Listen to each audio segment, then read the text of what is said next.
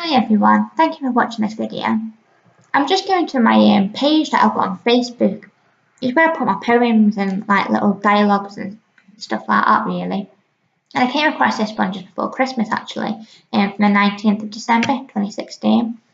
I really felt it, like I really wanted to put something on my page about eating disorders really. And what I want to do is just read this post out that I put on there, if that's okay. So here it goes.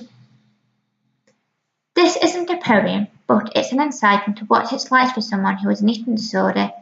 This is just a snippet of what it is they may be experiencing. Not everyone with an eating disorder will experience something like this, as even though eating disorders generally follow the same traits, they are still just as individual as any one individual person. This insight came about when I was looking through my Facebook newsfeed and saw a friend had shared someone's tweet with a mention of Christmas isn't easy for someone with an eating disorder. It prompted me to write this little snippet. I was typing as I was thinking there might be different tenses and possibly grammatical errors. Please be made aware this is for awareness purpose only. This could trigger a lot of emotions, thoughts and feelings, so please do not read if you're feeling vulnerable right now. Christmas isn't easy for someone with an eating disorder. A three-course meal just knocks you right off your feet. All your friends, family, colleagues delighted at just a thought. You're quivering in the corner, frantically racking your brains, trying to figure out how you're going to compensate for such a huge mountain of food. Christmas would be so much fun if there was no food involved. You'd have nothing to worry about. But the entire festive season centres on food and drink, and you look around everywhere and there are advertisements selling masses of luxurious and mouth-watering foods and drinks, and you can't bear to go anywhere near the billboards. Just the aroma makes you feel sick, and you hold your breath as you walk through the supermarket, just to try and convince yourself that the smell isn't full of calories which your body will automatically absorb. You're out with your family, friends, colleagues, and you're all sitting around the table. You can't relax. You're dreading the moment the food comes out.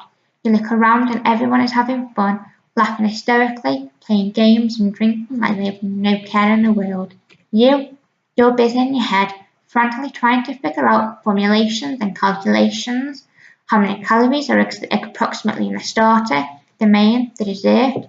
Did you burn enough calories off already today to sustain that starter? You missed dinner, so it should be okay.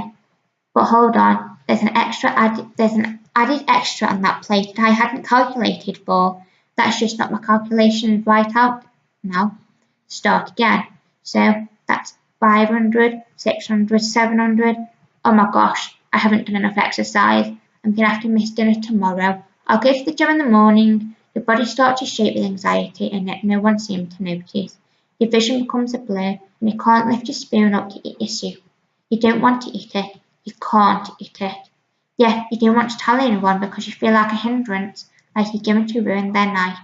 You hear the all too familiar, it's only for one day, it'll balance out. No, it's not just one day. Maybe for you, but it isn't just one day for me. It's one day just on the working out of calculations. It's just one day eating all that food, yet figuring out how much exercise you can squeeze in without anyone noticing. Maybe if we run up the stairs a few times, that will add an extra 20. I've missed dinner. That's helped a bit, but it isn't just one day. That amount of food knocks you right off your feet, and it will take you at least 3 days to finalise all the calculations and make sure that you haven't gone over your limit for all those days. But then it doesn't end there, because you felt like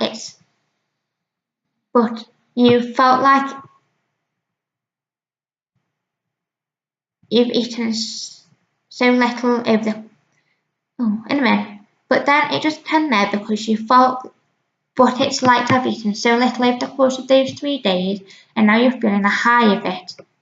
Oh no, it's latched onto you now. That is set in stone now. It's been added to your routine until the next time, when it's New Year's Day. Another mass 7 days of calculations in advance, and then added calculations on the day and calculations after that. It's a feeling of eating that soup, that Christmas dinner, that pudding. You feel like you're going to put on a stone after eating it all, and and the following day you wake up and have to check yourself in the mirror. Will anyone tell or put weight on? Better get on the scales. Oh no, you feel sick. You feel ugly. You feel gross. You don't want to go out. But it's Christmas. You look around again and everyone is having so much fun. They aren't affected by the amount of food and drink they had the day before. In fact, they are eating the leftovers now and they are so happy and joyful. Why can't I be like that? Why do I have to be so trapped in the thoughts of food, exercise, weight? I don't want to do any more calculations, but it's got a hold. And I can't do anything about it. I can't change it until I've levelled out the calories. I can't let go until I've finalised all the calculations and I've set the routine back to what it was before that Christmas dinner. Everyone seems so gutty when the Christmas pudding comes out of the restaurant and it's only a small wedge. How can they be so unattached to what is inside it? It is frightening. My thoughts are spiralling out of control and I aren't even the one eating it. Yet they are so disappointed that the slice isn't big enough. No one understands what it's like having an eating disorder, unless you've had one. Every day is a constant battle, a constant struggle. Christmas is one of the worst days of year for someone with an eating disorder. It's added pressure to try and look happy. It's one thing to try and act like you're enjoying yourself, trying not to hinder anyone else's special day, trying not to burden anyone else with all the too frequent cries out of, I feel guilty for eating that. I can't eat it, I hate myself, I feel fat, I feel like I've put on, I can't do it. The guilt and shame of not being happy, the guilt and shame of not being able to detach from food and drink and just enjoy and relax. And it's another thing to try and not get drowned by the thoughts and feelings by the eating disorder voice. At Christmas, that voice just gets louder and louder and louder.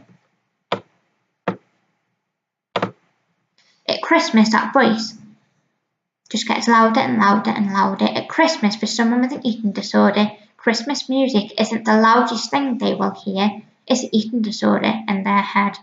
Please, please, please support someone with an eating disorder this Christmas.